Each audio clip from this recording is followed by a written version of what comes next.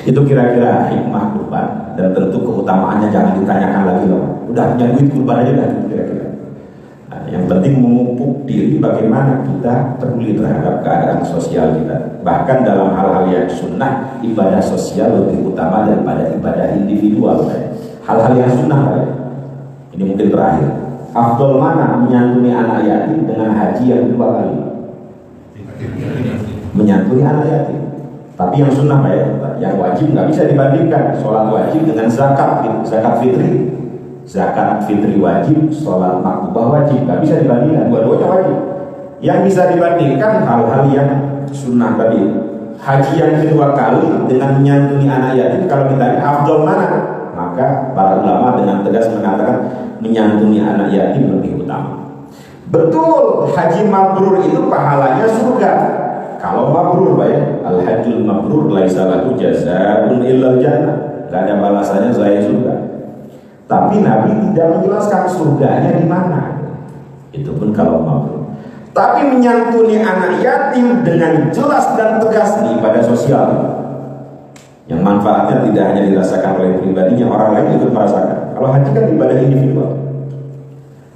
Dengan tegas Nabi mengatakan, ana wa kafirul yatimi kahataini fil jannah. Saya beserta penanggung anak yatim bersama-sama di surga. Kira-kira surganya Rasulullah ekonomi apa bisnis? Paling cihuy lah kira-kira, paling eksekutif.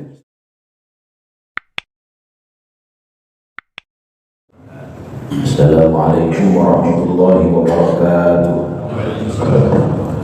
Alhamdulillahi rabbil alamin. Wabihi nasta'inu ala umuri dunya wad din. Wassalatu wassalamu ala asyrafil anbiya'i wal mursalin Sayyidina wa maulana Muhammadin wa ala alihi wa sahbihi ajma'in. Mari sama-sama Bapak Ibu, Allahumma faqihna fid din wa 'allimna at-ta'wil. Allahumma inna nas'aluka ilman nafi'an wa amalan salihan mutaqabbala wa rizqan wasi'an halalan thayyiban mubarakan. Allahumma ij'alna wa auladana wa dhurriyyatina min ahlil ilmi wa ahlil khair wa ahlil Qur'an, wa la taj'alna wa iyyahum min ahlil jahli was-su'i wasyarri wal-ghairi wal-tughyan bi rahmatika ya arhamar rahimin. Alhamdulillahirabbil alamin. Hadirin jamaah salat subuh Masjid Jami Al-Muharram, Perumahan Setnek RI yang dimuliakan Allah Subhanahu wa taala. Alhamdulillah, dalam kesempatan yang mulia ini kita kembali dalam kajian rutin kita setiap Ahad subuh. Mudah-mudahan hadirnya kita di sini, semangatnya kita ngaji, dicatat sebagai amal soleh, amal baik, amal ibadah yang dapat memperberat timbangan kebaikan kita di akhirat. Amin amin ya rabbal alamin. Apalagi saat ini kita berada di bulan mulia, bulan istimewa, bulan agung, yaitu bulan Dzulqa'dah, betul ya? Bulan ke-11 daripada bulan Hijriah atau Qamariyah. Orang-orang Arab dahulu menyebut bulan ini dengan huwa, ha, waw, alif, ain, huwa. Ada juga yang menyebutnya dengan haifal. Ada juga yang menyebutnya dengan jaifal, orang-orang Arab. Ada juga yang menyebutnya dengan warnah. Sebagian masyarakat kita menyebut bulan ini dengan bulan Apil, atau bulan Kapit, atau bulan Habib. Kenapa disebut bulan Kapit? Konon karena kejepit, katanya begitu. Antara dua hari raya besar, Idul Fitri 1 Syawal dengan Idul Adha 10 Zulhijjah. Bahkan sebagian masyarakat kita meyakini ini bulan apes, katanya begitu, bulan sial, karenanya mereka tidak mau menikahkan anak-anak mereka di bulan Habib ini, di bulan Dzulqa'dah ini. Konon pernikahan yang dilakukan di bulan ini rawan perceraian, rumah tangganya tidak akan sakinah, tidak akan tentram, tidak akan mawaddah, tidak akan rahmah, katanya begitu. Begitupun mereka tidak mau memulai pekerjaan di bulan Apil ini. Pekerjaan yang dimulai di bulan Dzulqa'dah gak bakal sukses, katanya begitu, tidak akan berhasil dan lain sebagainya. Tentu ini tidak selaras dengan ajaran Islam. Ini bulan-bulan istimewa, bulan mulia, dan termasuk bulan pertama daripada bulan-bulan haram. Bulan haram ada 4, Dzulqa'dah yang pertama, kemudian Dzulhijjah, besoknya Muharram, 1 bulan terpisah Rajab Mudhar alladzi baina Jumada wa Sya'ban, bulan antara Jumadal Akhirah dengan bulan Sya'ban. Kenapa Rasulullah Shallallahu Alaihi Wasallam menisbahkan Rajab kepada Mudhar? Karena dulu satu-satunya suku yang menghormati bulan Rajab ya suku Mudhar. Jadi kalau masuk bulan Rajab, suku Mudhar itu kayak ada hari raya besar gitu kan. Maka Rasulullah menisbahkan Rajab kepada suku Mudhar. Kenapa disebut Dzulqa'dah? Nanti masuk ke dalam tema ya, setengah jam, bentar banget ini. Tambah dikit. Kenapa disebut Dzulqa'dah? Itu artinya pemilik, Al-Qa'dah tempat duduk gitu ya. Dzul itu artinya pemilik, sahib, Al-Qa'dah tempat duduk. Para ulama menjawab liqu'udihim fi rihalihim wa awtanihim 'anil ghazwi gitu ya. Disebut Dzulqa'dah karena dulu orang-orang Arab ketika memasuki bulan ini gak banyak keluar, Pak. Berdiam diri di rumah, tidak melakukan perjalanan jauh. Mereka tidak melakukan peperangan, tidak melakukan pembunuhan. Jangan sampai ada darah sedikit pun menetes di bulan ini. Jadi mereka melakukan gencatan senjata. Mereka lakukan itu semua li ta'dhimi hadzal syahr, untuk mengagungkan bulan ini. Itu kenapa disebut Dzulqa'dah. Kita boleh menyebutnya Dzulqi'dah di kasril qaf, tetapi lughah yang masyhurah, bahasa yang dikenal, kata Imam Nawawi, bi fathil qaf, dengan memfathahkan qafnya. Tapi enggak apa-apa Bapak menyebutnya Dzulqi'dah di kasril qaf. Adapun Dzulhijjah, lughah yang biasa digunakan sama orang Arab dan merupakan lughah yang masyhurah, di kasril ha ya, Dzulhijjah. Tapi enggak apa-apa kita menyebutnya Dzulhijjah. Sebagaimana sebuah syair, wa fatha qafi qa'datin qad rajjahu wa kasra hijjatin qad sahahu. Kenapa harus ada bulan haram? Ini sebelum masuk, banyak peristiwa di bulan Dzulqa'dah ini saya penting sampaikan karena mohon maaf, perintah Al-Quran juga, wa dzakirhum bi ayyamillah, ingatkan mereka hamba-hamba Allah ini terhadap hari-hari Allah. Dzulqa'dah itu termasuk hari Allah. Banyak peristiwa besar di bulan ini atau keutamaan-keutamaan di bulan ini. Salah satunya adalah Allah Subhanahu wa ta'ala berjanji di bulan ini memberikan kitab Taurat kepada Nabiullah Musa alaihi salatu wassalam. Selama 40 hari, 30 hari pertama di bulan Dzulqa'dah digenapkan 10 hari di bulan Dzulhijjah.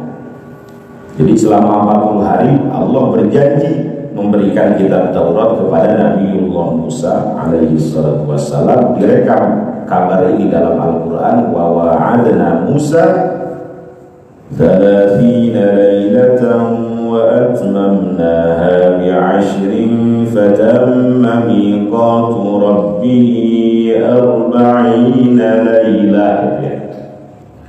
Ini yang pertama. Yang selanjutnya ini bulan dikatakan, selain bulan haram, dikatakan oleh para ulama sebagai Ashhurul Haji, sebagai bulan-bulan haji. Bulan haji ada 3 ya?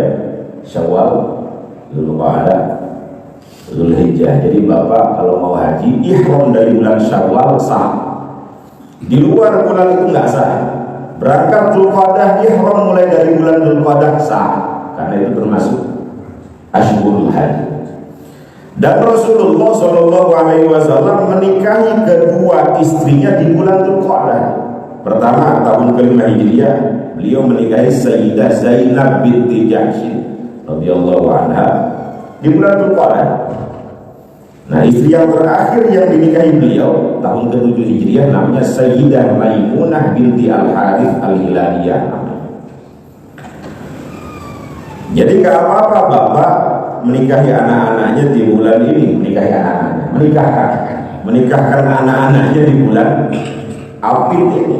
Selain amal soleh yang dilakukan di dalamnya dilipat gandakan, Rasulullah Shallallahu Alaihi Wasallam mencontohkannya. Bapak juga kalau menambah lagi 7 bulan ini tidak apa-apa, bagus. Itu kenapa disebut bulan haram, kata Imam Ibnu Jarir At-Tabari. Disebut haram karena semua amal dilipat gandakan, kata beliau. Amal soleh sekecil apapun dilipat gandakan pahalanya, amal salah sekecil apapun dilipat gandakan siksanya. Itu kenapa disebut bulan haram. Makanya para ulama menganjurkan kepada kita ketika memasuki bulan-bulan haram ini memperbanyak amal soleh, berupaya menjauhi amal salah itu. Dan seterusnya banyak peristiwa yang besar yang lain. Kenapa harus ada bulan haram? Mohon maaf ya, keimanan manusia itu ibarat roda yang berputar, terkadang putarannya cepat, terkadang putarannya lambat.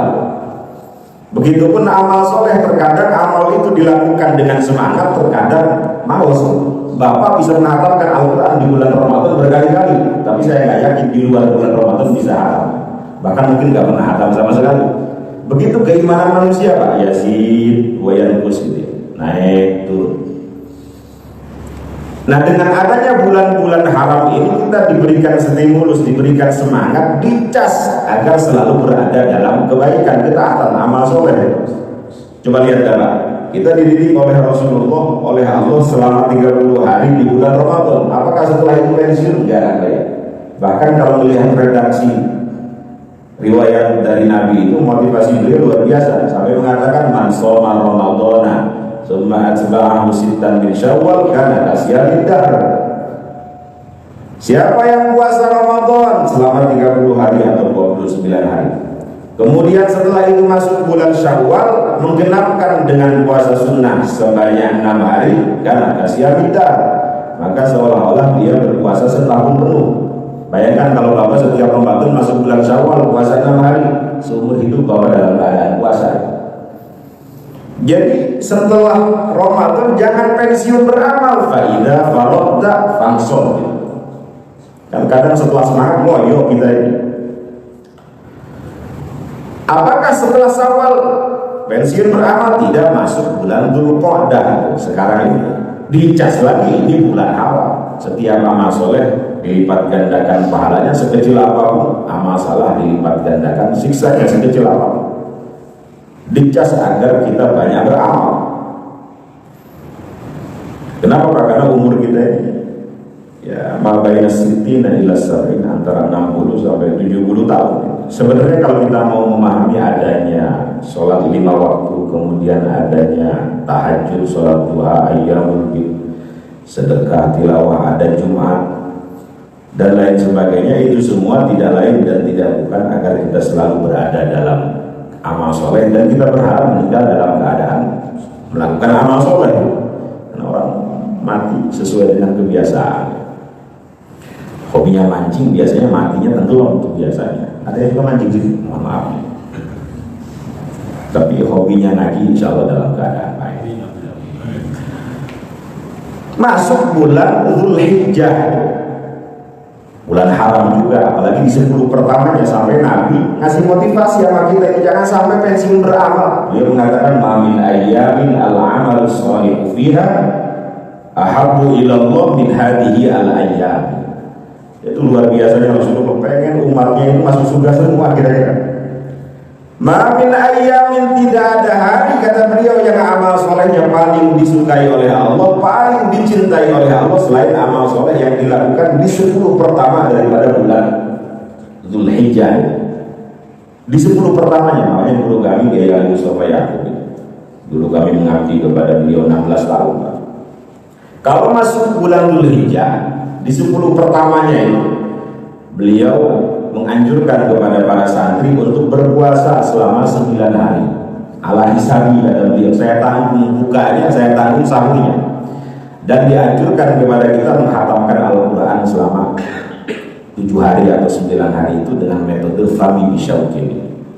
Kenapa? Karena semua amal yang dilakukan di 10 pertama daripada bulan Dzulhijjah itu paling disukai, paling dicintai oleh Allah Subhanahu wa ta'ala. Dan di 10 harinya, tanggal ke-10 daripada bulan Dzulhijjah, ada yang disebut dengan Idul Adha. Orang bilang Idul Kurban. Nah, ini kita baru masuk. Udah setengah jam aja. Udah selesai Pak ya. Ada Idul Adha. Disebut Idul Adha itu dalam satu hadis, Al-fitru yawma yuftirun nas wal adha yawma yudahhin nas.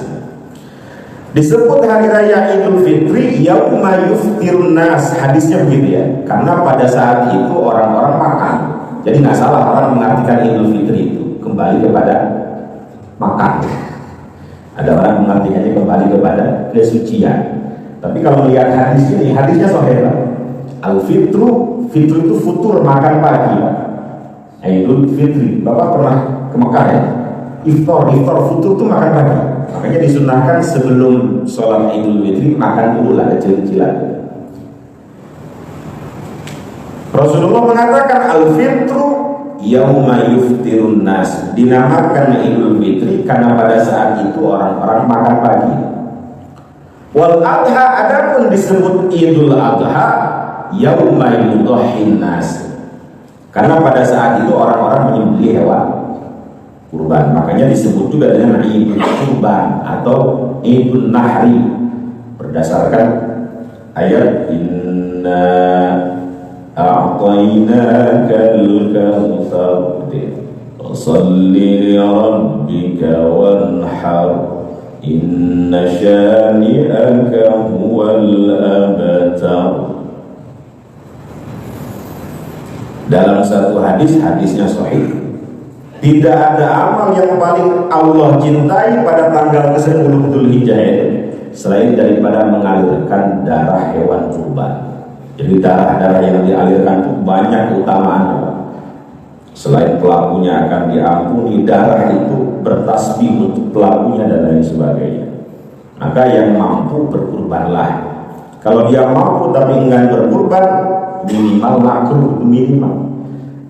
Malah dalam madhab Hanafi bisa dosa karena beliau mewajibkan berdasarkan hadis, kualitasnya hasan. Hadis ini hasan itu di bawah sahih sedikit, tapi masih bisa dijadikan hujjah.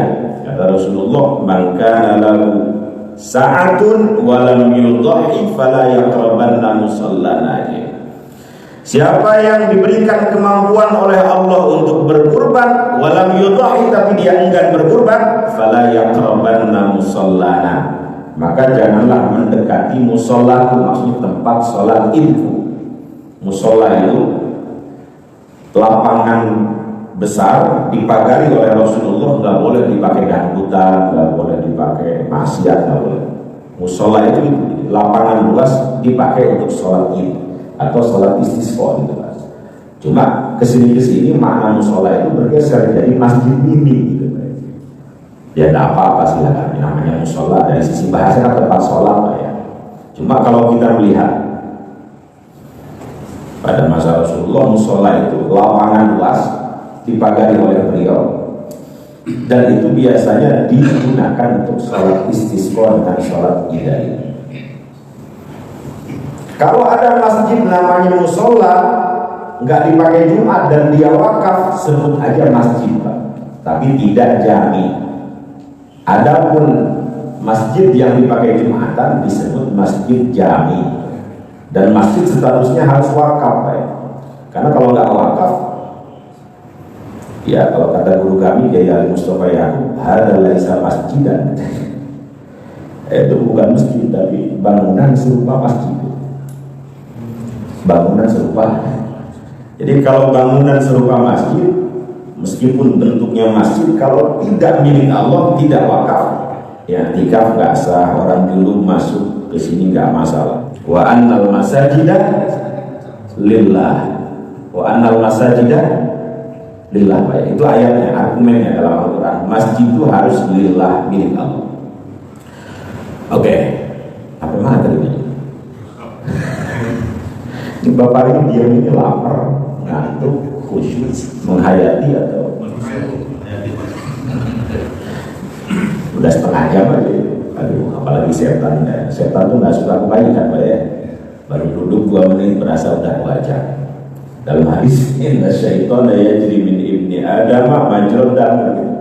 Kita selesaikan aja Pak ya. Dia setan tuh mengalir di aliran darah manusia, mengalir ke pantat, baru duduk 2 menit berasa udah wajah. Mengalir ke mata, bismika Allahumma, ya jangan-jangan setan. Bismika. Mengalir ke tangan, di depan ada makanan, comot, enggak fokus dengerin Ustaz.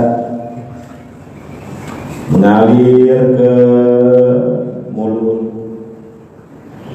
mengalir ke tenggorokan, khotib khutbah kelamaan, di belakang pura-pura batuk. Jangan setan. Jadi gimana nih Pak? Ini jangan sampai kalah masuk ke aja gitu. Hah? Konon katanya nanti yang masuk surga duluan itu supir Kopaja sama supir Metro Mini katanya begitu. Kenapa? Karena mereka pintar membuat penumpang ingat Gusti Allah semua. Serempet sana penumpangnya itu astagfirullah. Serempet sana penumpangnya innalillahi wa nyebut semua lagi. Sementara khotib, ustaz, kiai, habib, kalau khutbah jamaah bukan ingat Gusti Allah. Apa lagi? Bismika Allahumma ya. Bismillah ampun semua. Ya Allah kasihanilah para ustaz ini. Loh, udah batuk aja.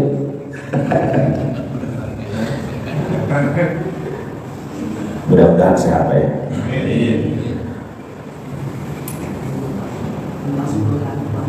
Kenapa? Kenapa Pak Haji? Udah 10 hari puasa ya. Alhamdulillah. Mudah-mudahan bisa kita lakukan. Kata Abu Utsman An-Nahdi, para sahabat, orang-orang soleh dahulu sangat mengagungkan 3-10 hari. Jadi dalam Islam ada 3-10 hari yang paling istimewa. Pertama, 10 hari pertama daripada bulan Dzulhijjah. Kedua, 10 hari pertama daripada bulan Muharram. Ketiga, 10 hari terakhir daripada bulan Ramadan. Jadi 3-10 hari ini yang paling difokuskan oleh para ulama, para sahabat. Kembali kepada Idul Kurban. Kata Abu Hanifah, hukum berkurban itu wajib hukumnya. Untungnya menurut jumhur ulama mayoritas nggak sampai wajib. Hukumnya sunnah muakkadah saja. Cuma tadi itu Pak, kalau mampu tapi dia nggak berkurban, fala yaqrabanna musallana, maka jangan mendekati tempat sholat idku musollaku ya. Mudah-mudahan musolla atau Masjid Al-Muharram kurbannya banyak insyaallah. Kalau kita melihat sejarah kurban, kita tahu itu pertama kali direkam dalam perjalanan hidup Sayyiduna Ibrahim alaihi salatu wassalam, Khalilur Rahman Abul Anbiya. Saat itu beliau pengen banget punya anak, ya Allah, Rabbi habli minas sholihin.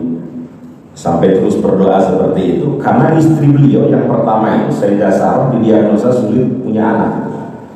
Jadi rahimnya itu sulit punya anak. Tapi beliau nggak berhenti berdoa, Rabbi habli minas sholihin, ya Allah anugerahkan kepada keturunan yang termasuk orang-orang soleh.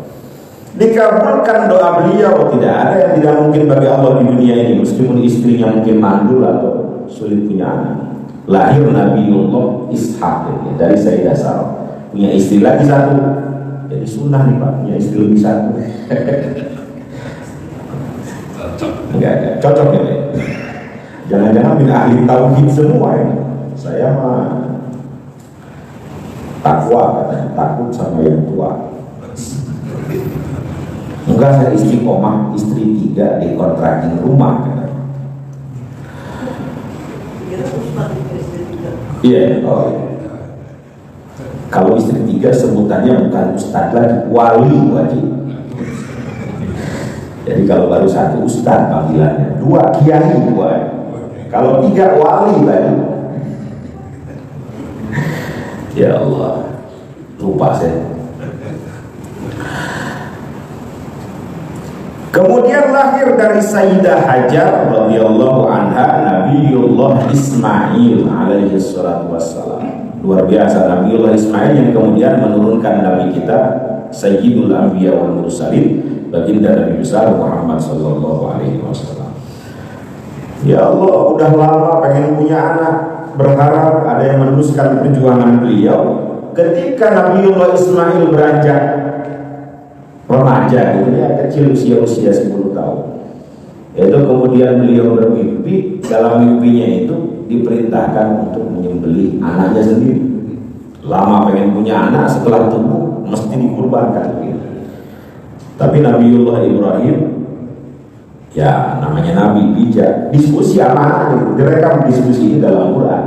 Ya bunai inni ara fil manami anni adbahuk gitu. Wahai anakku tercinta, aku bermimpi kata. Mimpinya apa? Menyembelih kamu. Fanzur madza tara. Bagaimana pendapatmu? Nanya dulu itu kan sama anak kecil. Fanzur madza tara. Bagaimana pendapatmu? Nggak tahu ya. Nabiullah Ismail kecil itu karena mungkin didikan ibunya ya. Jadi ibunya itu selalu memberikan nasihat. Ingat bapakmu ini nabi kira-kira. Jadi ketika diberikan nasihat oleh ayahnya, nyambung aja gitu kan. Jadi ini pelajaran buat kita nih. Kenapa anak-anak kita membantah? Mungkin karena bapaknya sering diremehkan. Ingat bapak kamu ini orang besar. Itu pada saat menjawab pertanyaan bapaknya Nabi Ibrahim, ya, punya harisma.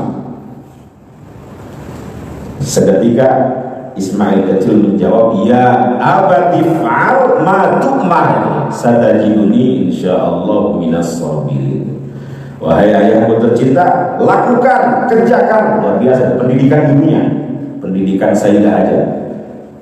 Lakukan apa yang diperintahkan oleh Allah, satajiduni insyaallah minas sabirin, maka engkau akan menemukan aku insyaallah termasuk orang-orang yang sabar. Luar biasa. Gimana sedihnya bapak Pak? Dibawa ke bukit. Falamma aslama wa tallahu lil jabin. Kemudian diletakkan di pelipis beliau. Ketika ingin dipotong itu Pak, ada suara, wa nadainahu ayya Ibrahim qad saddaqta ru'ya. Sungguh engkau telah membenarkan mimpimu. Inna kadzalika najzil muhsinin. Kemudian setelah itu wa fadainahu bi dzibhin 'adzim. Stop Ibrahim, engkau telah membenarkan mimpimu. Sekarang aku ganti dengan gibas daripada surga, gibas besar. Kemudian watarabna alaihi fil akhirin. Setelah itu peristiwa ini menjadi syariat orang-orang setelahnya. Jadi dari peristiwa Nabiullah Ibrahim alaihi salatu wassalam. Dan ini juga kenapa mohon maaf beliau diangkat derajatnya oleh Allah menjadi Abul Anbiya, karena mau berkorban. Intinya kalau kita pengen mulia itu sebenarnya harus korban fisik, korban isi pesak ya, dompet ya. Dan itu yang dilakukan Nabi Ibrahim, dilakukan para nabi semua. Korban fisik, korban isi pesak, korban uang, korban uang. Makanya Rasulullah dulu kalau dikatakan miskin, beliau orang kaya tapi kekayaannya tidak pernah mengendap di rumahnya. Punya emas bagikan, punya harta 2 miliar dari walimah bagikan, habis Pak. Untuk siapa? Untuk umat. Kalau kita menyimpan gitu. Dalam Al-Quran, hal adullukum ala tijaratin tunjikum min adabin alim. Maukah aku tunjukkan kata Allah terhadap perniagaan yang dapat menyelamatkan engkau daripada siksa yang pedih. Pertama, tu'minuna billahi wa rasulih, beriman kepada Allah dan Rasulnya. Kemudian yang kedua, tujahiduna fi sabilillahi bi amwalikum wa anfusikum, engkau berjuang, berjihad di jalan Allah, bi amwalikum dengan hartamu, kemudian wa anfusikum dan dengan jiwamu, korban fisik, korban isi pesak. Jadi memang gak ada perjuangan, gak ada pahala yang gratis, surga juga tidak gratis, diberikan kepada orang yang mau berjuang, berkorban. Contoh paling nyata ya Nabi Ibrahim ini. Beliau diangkat derajatnya, dijadikan Al-Qul Anbiya. Banyak anak cucunya yang diangkat juga derajatnya, termasuk baginda Nabi besar Muhammad SAW. Itu karena perjuangan beliau. Malah yang terlihat dalam Quran, beliau mau jadi marbot Masjidil Haram. Betul ya? Antahira dalam Quran, baitiya lit-taifin, perjuangan juga, pengorbanan juga. Wal akifina warruka'is sujud. Jadi Nabi Ibrahim tiap hari membersihkan Masjidil Haram dengan anaknya Nabi Ismail. Antahira baiti. Untuk siapa? Lit-taifin, untuk orang-orang yang tawaf. Wal akifin, untuk orang-orang yang i'tikaf. Warruka'is sujud, dan untuk orang-orang yang ruku dan sujud. Jadi marbot setiap hari. Mudah-mudahan kita jadi marbot semua di banyak. Apa yang kurang masjid ini? Oke saya, oh ini lampunya, oke dari saya, gitu saja. Mudah-mudahan termasuk ke dalam 7 golongan yang nanti dalam keadaan genting di padang mahsyar kita nggak perlu syafaat, langsung dilindungi Allah gitu. Subhanahu wa ta'ala, sab'atun yudhilluhumullahu fi dhillihi yawma la dhilla illa dhilluh. 7 golongan yang nanti akan mendapatkan perlindungan langsung dari Allah, yang lain dalam keadaan genting. Salah satunya rajulun qalbuhu mu'allaqun bil masajid, orang yang hatinya selalu terpaut dengan masjid. Ya, selain jamaah, istiqomah, apa yang kurang dari Baitullah ini apa? Diperhatikan kamar mandinya kayaknya bau nih, Pak. Saya kasih minyak wangi. Nah, kira-kira begitu Pak jamaah di sini. Amin. Nah, mudah-mudahan termasuk rajulun qalbuhu mu'allaqun bil masajid, orang yang hatinya selalu peduli, perhatian terhadap Baitullah, terhadap masjidnya Allah Subhanahu wa ta'ala. Sebenarnya ibadah kurban itu ngajarin kita untuk berkurban, untuk selalu berjuang, berkurban, berkorban terhadap apa yang kita kumpulkan, kita hidup. Karena tidak mungkin kita mendapatkan kemuliaan tanpa ada pengorbanan. Dulu ada di Madinah ini, mohon maaf, seorang sahabat paling kaya namanya Abu Talha Al-Ansari. Siapa? Beliau suaminya Sayyidah Ummu Sulaim. Sayyidah Ummu Sulaim ini ibundanya Sayyidina Anas bin Malik. Paling kaya di Madinah, kebunnya di mana-mana. Ketika turun ayat lan tanalul birra hatta tunfiqu mimma tuhibbun, engkau tidak akan mendapatkan kebaikan yang sempurna. Ada yang menafsirkan albir di sini surga, al-jannah. Engkau nggak bakal dapat surga hatta tunfiqu mimma tuhibbun, sampai engkau menginfakkan sebagian harta yang engkau, sebagian yang untuknya, bukan semuanya, sebagian harta yang engkau sukai. Nah, ketika turun ayat ini beliau mendatangi Rasulullah. Ya Rasul, telah turun ayat lan tanalul birra hatta tunfiqu mimma tuhibbun. Ya, memangnya kenapa? Engkau tahu kebun kurma saya di mana-mana. Tapi ada satu kebun kurma yang paling saya sukai, paling saya cintai. Di mana katanya? Itu di depan Masjid Nabawi, namanya Bayruha. Apa? Ya Rasul, saksikan itu tanah Bayruha, shadaqatun lillah. Aku wakafkan, aku sedekahkan untuk Allah, untuk Rasulullah, untuk umat baginda Nabi besar Muhammad sallallahu alaihi wasallam. Ternyata beliau mewakafkan itu, Pak, tanah Bayruha itu pengen surga gitu. Jadi nggak apa-apa Bapak beramal ingin mendapatkan surga, nggak apa-apa, karena Rasul tidak melarang. Wa qad sami'tu ma qulta, kata beliau, bah hadza malun rabih, ini sungguh luar biasa, ini harta yang ajib, kata beliau, yang luar biasa. Wa qad sami'tu ma qulta, sungguh aku telah mendengar apa yang menjadi harapan. Kemudian setelah itu beliau mengatakan, nanti kalau kurmanya sudah panen gitu, kembalikan lagi kepada keluargamu ya, jangan sampai lupa. Jadi manfaatnya dikembalikan lagi kepada keluarga dia. Jadi keluarganya jangan sampai kelaparan, diberikan selain kepada umat yang lain.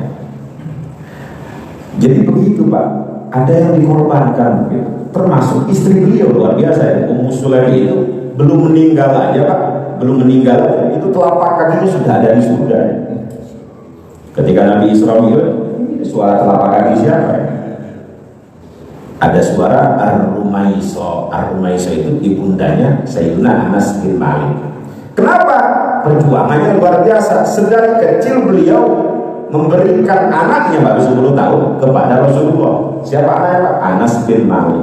Ya Rasulullah, saya nggak bisa ngasih apa-apa, nggak bisa berkorban apa-apa, nggak bisa berjuang apa-apa untuk Islam ini selain memberikan anak saya Anas bin Malik. Untuk apa? Untuk menjadi khadimun Nabi. Silahkan engkau manfaatkan kira-kira dalam tanda kutip, bantu engkau tiap hari. Makanya beliau itu paling bahagia tiap hari bisa bareng Nabi. Sampai guru kami Kiai Ali Mustafa Yaakob, seandainya saya hidup pada masa Nabi, saya pengen seperti Anas bin Malik. Jadi tiap hari membantu Nabi. Nabi butuh kendaraan untuk ceramah, kira-kira beliau menyiapkan bigolnya, koswanya, untanya. Nabi mau mandi, beliau siapkan sabunnya. Nabi mau apa, beliau siapkan semua. Sampai Nabi ridho itu Pak.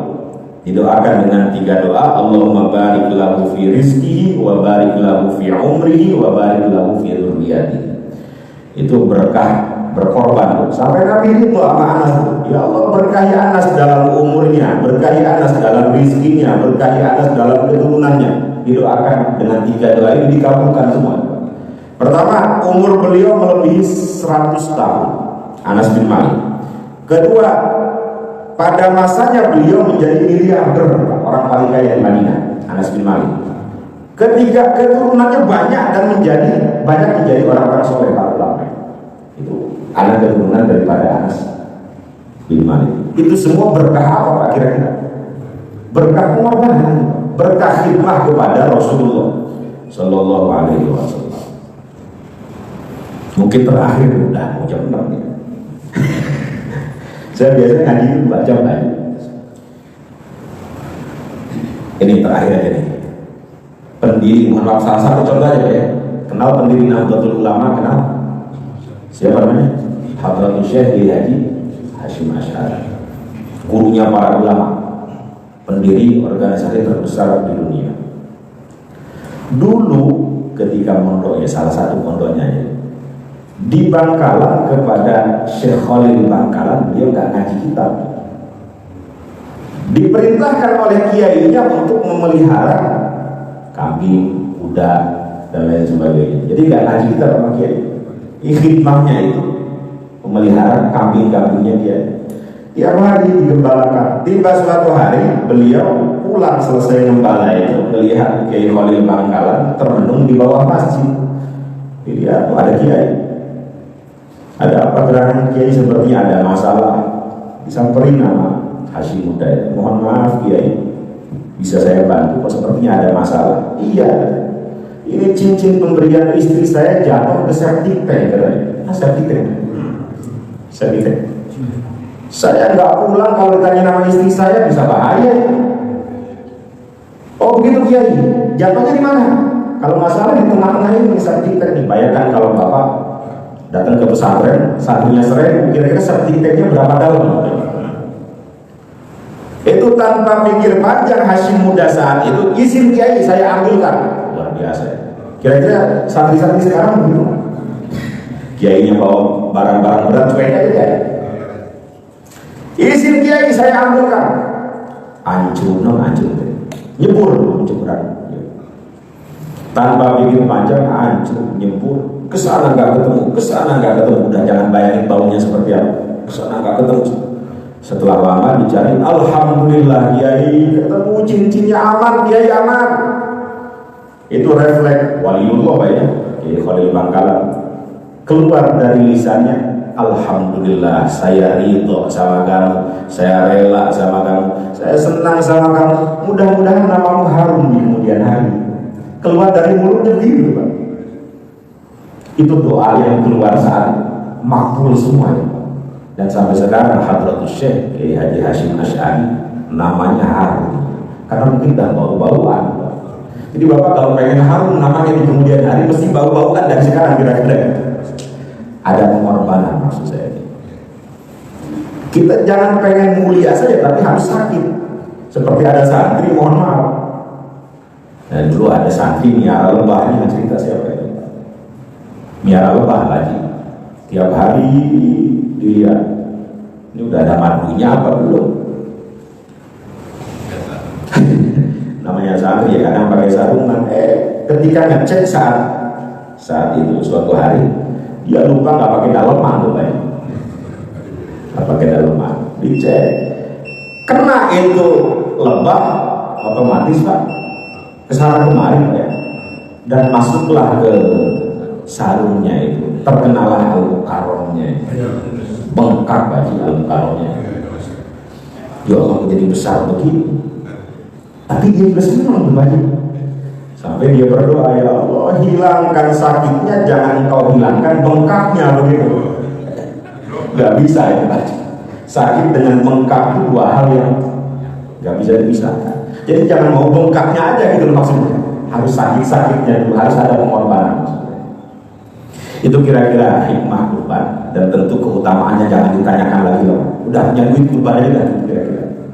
Nah, yang penting memupuk diri bagaimana kita peduli terhadap keadaan sosial kita. Bahkan dalam hal-hal yang sunnah, ibadah sosial lebih utama daripada ibadah individual. Hal-hal yang sunnah, ini mungkin terakhir. Afdol mana menyantuni anak yatim dengan haji yang kedua kali? Menyantuni anak yatim. Tapi yang sunnah yang wajib nggak bisa dibandingkan. Sholat wajib dengan zakat fitri. Zakat fitri wajib, sholat maktubah wajib, nggak bisa dibandingkan, dua-duanya wajib. Yang bisa dibandingkan hal-hal yang sunnah tadi. Haji yang kedua kali dengan menyantuni anak yatim, kalau kita afdol mana? Maka para ulama dengan tegas mengatakan menyantuni anak yatim lebih utama. Betul, haji mabrur itu pahalanya surga. Kalau mabrur al-hajjul mabrur laisa lahu jazaa'un illa jannah, enggak ada balasannya selain surga. Tapi Nabi tidak menjelaskan surganya di mana. Itu pun kalau mabrur.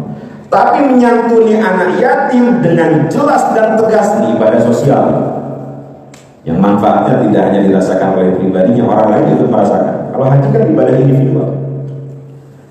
Dengan tegas Nabi mengatakan, ana wa kafirul yatimi kahataini fil jannah. Saya beserta penanggung anak yatim bersama-sama di surga. Kira-kira surganya Rasulullah ekonomi apa bisnis? Paling cihuy lah kira-kira, paling eksekutif, surga Firdaus. Makanya Nabi bilang kalau kita surga jangan surga yang kecil. Idza sa'altumullah al-jannah fas'aluhul firdaus. Kalau minta surga Firdaus sekalian. Fa innahu min awsa'il jannah. Fa innaha min awsa'. Karena surga Firdaus itu surga paling cihuy, paling luas, paling lengkap, paling eksekutif. Bidadarinya paling cantik kira-kira gitu. Urusan awal mah semangat ya. Mudah-mudahan